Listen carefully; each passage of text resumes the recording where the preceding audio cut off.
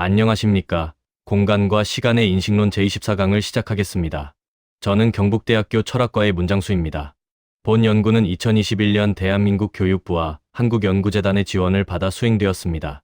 공간과 시간의 인식론 강의의 전체 구조를 다시 짚어보겠습니다. 총 4부로 구성된 이 과정에서 우리는 전통적 시공간에 대한 비판적 검토를 시작으로 특수상대성 이론과 일반 상대성 이론을 거쳐 최종적으로 상대론적 시공간에 대한 존재인식론적 해석에 도달할 것입니다. 현재 우리는 제3부 일반 상대성 이론을 다루고 있습니다. 이 이론의 전체적인 구조는 고전 역학의 위기에서부터 아인슈타인의 등가원리, 내재적 기하학의 인식론적 해방을 거쳐 4차원 시공간의 계량 텐서와 측지선 방정식, 그리고 곡률을 정의하기 위한 연결과 리만 곡률 텐서까지 총 8개의 장으로 체계화되어 있습니다. 이어지는 9장부터 16장까지는 일반 상대성 이론의 핵심 도구들을 살펴봅니다. 텐서 축약과 에너지 운동량 텐서, 비앙키 항등식, 그리고 아인슈타인 장 방정식을 유도하고 뉴턴 한계의 검증과 우두상수의 함해, 슈바르츠 실트해를 지나 마지막으로 중력파라는 현대적 검증까지 다룰 예정입니다. 오늘 제1장에서는 고전 역학의 위기와 로런츠 불변성에 대해 다룹니다. 지난 23강에서 배운 맥스웰 방정식과 로런츠 변환을 복습하고 오늘은 본격적으로 푸아송 방정식이 왜 로런츠 비불변성을 갖는지 이해하기 위한 기초 도구들을 살펴보겠습니다. 아인슈타인의 핵심 신념은 관찰자의 속도계가 바뀌어도 물리 법칙의 수학적 형태는 유지되어야 한다는 것입니다. 이를 판가름하는 강력한 기준이 바로 로런츠 불변성입니다. 맥스웰 방정식은 이 시험을 성공적으로 통과했지만 뉴턴의 중력 방정식인 푸아송 방정식은 아쉽게도 이 조건을 위배했습니다. 이제 물리적 개념들을 더 정밀하게 다루기 위해 수학적 도구들을 복습하겠습니다. 질량 밀도와 중력 포텐셜, 그리고 기울기를 의미하는 그라디언트가 무엇인지 정의하고 스칼라장에서 벡터장으로 넘어가는 과정을 살펴봅니다. 우선 질량 밀도는 특정 물질이 공간을 차지하는 공간의 빡빡함 정도를 의미합니다. 단위 부피당 질량으로 표시합니다. 중력 포텐셜은 쉽게 말하면 위치차에 의한 에너지량입니다. 언덕의 높낮이를 상상하는 것이 가장 직관적인 예입니다. 그라디언트는 어느 방향으로 값이 가장 급격하게 증가하는지 그 정도가 얼마인지 보여주는 화살표입니다.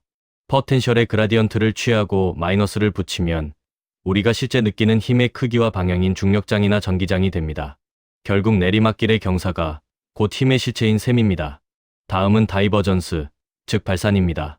벡터 함수에 될 연산자를 내적하여 구하며 특정 지점에서 화살표들이 뿜어져 나오는지 아니면 안으로 빨려 들어가는지를 하나의 숫자로 나타냅니다. 다이버전스를 유체역학에 적용하면 물이 솟구치는 수도꼭지인지 빨려 들어가는 하수구인지를 구분하는 지표가 됩니다. 맥스웰 방정식에서도 전기장의 다이버전스가 전하 밀도와 같다는 것은 전하가 전기장을 뿜어내는 물리적 근원, 즉 수도꼭지 역할을 한다는 의미입니다. 다섯 번째는 회전입니다.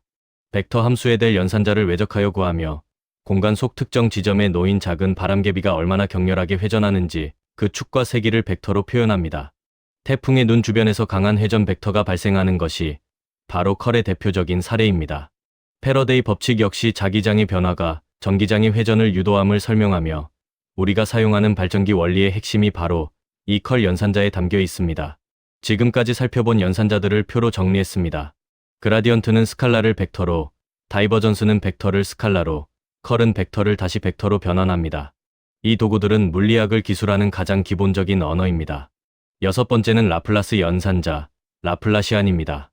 델 연산자를 2번 적용하는 이 연산은 스칼라장의 그라디언트를 취하고 다시 그 결과의 다이버전스를 취하는 방식으로 전개됩니다.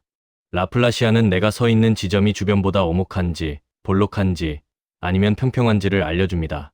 특히 이 값이 0보다 크면 주변이 오목하고 0보다 작으면 볼록하고 0인 경우는 평평하다는 것을 의미합니다. 0인 상태를 지시하는 라플라스 방정식을 조화함수라고 부르며 이는 물리적 평형 상태를 이해하는 데 매우 중요합니다.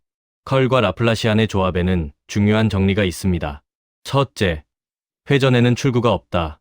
어떤 벡터장이 회전하고 있다면 그 다이버전스는 항상 0입니다. 소용돌이는 시작점 없이 닫힌 곡선으로만 존재하기 때문입니다. 둘째, 기울기 언덕에는 소용돌이가 없다. 보존력장에서 제자리로 돌아오면 1의 양이 0이 되는 이유가 바로 이 수학적 필연성 때문입니다. 또한 벡터 라플라시안 정리는 발산과 회전의 조합으로 정의되는 매우 중요한 관계식입니다. 이 관계식은 전자기파나 중력파가 전파되는 파동 방정식을 유도하는 핵심 고리가 됩니다. 공간의 격자가 어떻게 상호작용하는지 보여주는 이 식 덕분에 뉴턴의 중력 법칙이 포화송 방정식으로 수렴할 수 있었습니다. 다음 강의에서는 이러한 개념들을 바탕으로 포화송 방정식을 본격적으로 유도하겠습니다. 오늘 강의는 여기까지입니다. 여러분 모두 수고하셨습니다. 감사합니다.